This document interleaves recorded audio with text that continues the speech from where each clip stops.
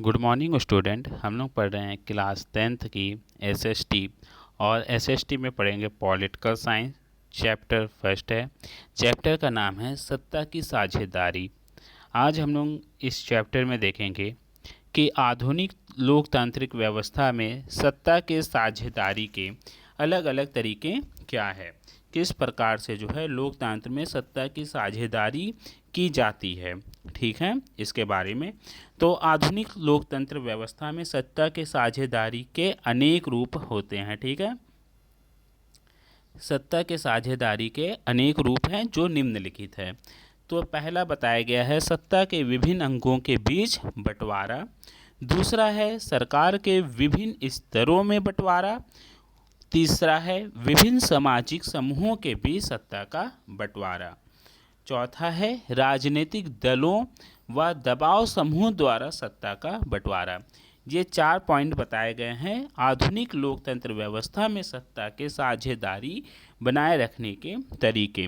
तो इसमें पहला आज हम लोग देखेंगे सत्ता के विभिन्न अंगों के बीच किस प्रकार बंटवारा किया गया है, किस प्रकार से सभी कार्यपालिका, विधायिका और न्यायपालिका इनको किस प्रकार से अधिकार बांटे गए हैं और इनका कर्तव्य क्या है, जिसके कारण जो है आधुनिक लोकतंत्र व्यवस्था में सत्ता की साझेदारी बनी हुई है। तो शासन के विभिन्न अंगों के बीच बंटवारा, ये आपका हेडिंग है यहाँ तक। ठीक है, इसके बाद लिखना है आपको शासन के विभिन्न अंग जैसे विधायिका, कार्यपालिका और न्यायपालिका के बीच सत्ता का बंटवारा रहता है। हम लोग देखते हैं कि हमारे देश में भी जो है देश चलाने के लिए सही प्रकार से शासन व्यवस्था होने के लिए जो शक्तियां होती हैं वो कार्यपालिका, न्यायपालिका और विधायिका के बीच बटी हुई है। इसमें सरकार के विभिन्न अंग एक ही स्तर पर रहकर अपनी अपनी शक्ति का उपयोग करते हैं।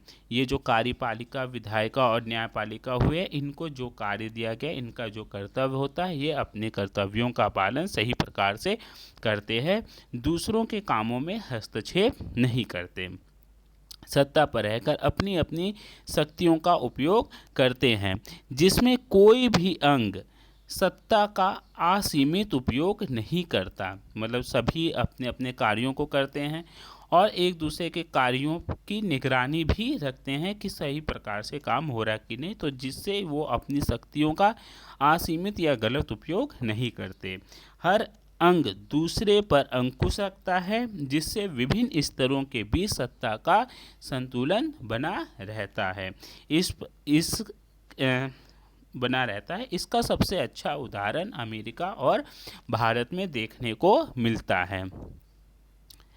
यहाँ विधायिका कानून बनाने का काम करती है, कार्यपालिका कानून को लागू करती है और न्यायपालिका न्याय करती है। ये हैं विधायिका, कार्यपालिका और न्यायपालिका के काम। कानून बनाने का काम कौन करेगा? विधायिका करेगा। उस कानून को लागू करने का कार्य किसका होता है? कार्यपालिका का है। अब उन सभी का काम सही प्रकार से हो रहा है कि नहीं हो रहा है, ये सबका न्याय करने का काम कौन करेगा? न्यायपालिका करती है। भारत में कार्यपालिका संसद के प्रति उत्तरदायी होती है। ठीक है, जो कार्यपालिका होती है वो संसद के प्रति उत्तरदायी होती है। संसद के 2 अंग होते हैं, लोकसभा और राज्यसभा और राष्ट्रपति। ठीक है, तो कार्यपालिका किसके प्रति उत्तरदायी होती है? संसद के प्रति। न्यायपालिका की नियुक्ति कार्यपालिका करती है। न्यायपालिका कार्यपालिका और विधायिका के कानूनों की जांच करके उन पर नियंत्रण करती है। ठीक है, न्यायपालिका क्या करती है? कार्यपालिका और विधायिका के कानूनों की जांच करती है। तो ये हम लोगों ने आज का पहला पॉइंट देखा, शासन के विभिन्न अंगों के बीच बंटवारा। ठीक है, कल हम लोग देखेंगे सरकार के विभिन्न स्तरों में बंटवारा किस प्रकार से किया जाता है।